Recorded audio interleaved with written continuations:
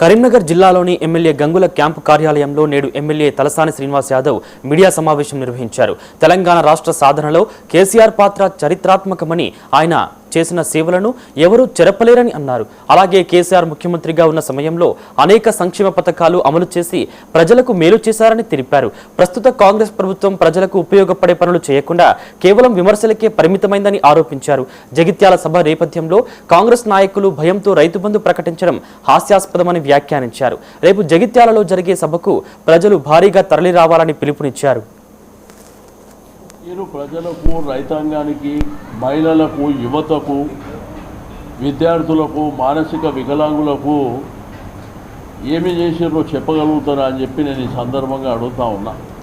పదే పదే కేసీఆర్ గారు అప్పు చేసిర్రు అని చెప్పి మాట్లాడినటువంటి కాంగ్రెస్ ప్రభుత్వం, కేసీఆర్ తెలంగాణ రాష్ట్రాన్ని సాధించినటువంటి ఒక ఉద్యమకారుడు, భారతదేశ చరిత్రలో, భారతదేశ చిత్రపటంలో తెలంగాణ రాష్ట్రాన్ని సాధించినటువంటి ఒక మహానాయకుడు.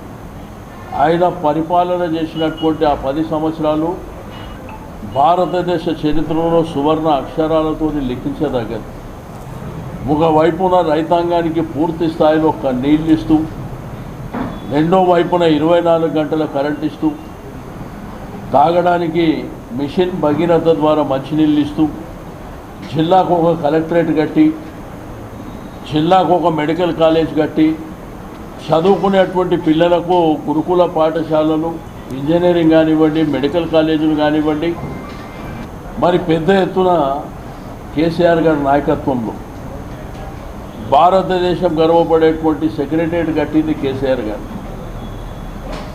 పక్కనే మన భారత రాజ్యాంగ నిర్మాత డాక్టర్ బిఆర్ అంబేద్కర్ గారి ప్రపంచంలోనే అతిపెద్ద విగ్రహం, 125 అడుగుల విగ్రహాన్ని ఏర్పాటు చేసింది కూడా కేసీఆర్ గారే.